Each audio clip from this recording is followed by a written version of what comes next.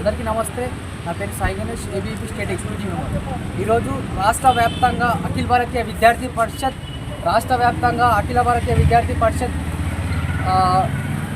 రాష్ట్ర పిలుపు మేరకు రాష్ట్ర వ్యాప్తంగా రాష్ట్రంలో ఉన్నటువంటి హాస్టల్స్లో అదేవిధంగా బాసర త్రిపుల్ విద్యార్థులు సూసైడ్కి గురైన కారణంగా అదేవిధంగా మనం చూసుకున్నట్టయితే నారాయణపేట జిల్లాలో విద్యార్థులు ఫుడ్ పాయిజన్ అయ్యి 50 మంది విద్యార్థులు ఆసుపత్రి పాలైనా సరే ఇప్పటి వరకు ప్రభుత్వం కూడా దీనిపైన ఎలాంటి స్పందన లేదు.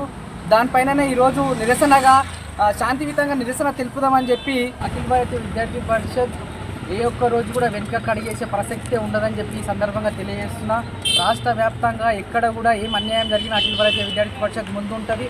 ఇలాంటి ప్రభుత్వాలు మారుతున్నాయి కానీ విద్యార్థులకు ఉన్నటువంటి సమస్యలు మాత్రం ఎప్పటి కూడా మారడం లేదు. ఈరోజు ఈ ప్రభుత్వం ఉంటుంది, రేపు ఏ ప్రభుత్వం ఉంటున్నా సరే అందరూ కూడా రాజకీయం చేయడమేనో కానీ ఏ ఒక్క విద్యార్థుల సమస్యల పైన ఎవరు కూడా ప్రశ్నించే హక్కు లేదు. ఇంతవరకు ఈ యొక్క 50 మందికి విద్యార్థులకు ఫుడ్ పాయిజన్ అయినా సరే నారాయణపేటకి వెళ్ళి కనీసం అక్కడ ఉన్నటువంటి స్థానిక కలెక్టర్ కూడా పరిశీలించడం లేకపోయినటువంటి పరిస్థితి, దౌర్భాగ్యమైన పరిస్థితి మన తెలంగాణలో చూసుకుంటున్నాం. కాబట్టి రేవంత్ రెడ్డి ఇప్పటికైనా బుద్ధి తెచ్చుకొని రాష్ట్రంలో ఇప్పటి వరకు రాష్ట్రం ఈరోజు ప్రభుత్వం వచ్చి 10 నెలలు అవుతున్నా గడుస్తున్నా కానీ ఇప్పటి వరకు రాష్ట్రంలో విద్యాశాఖ మంత్రి లేకపోవడం చిగ్గుచెట్టు.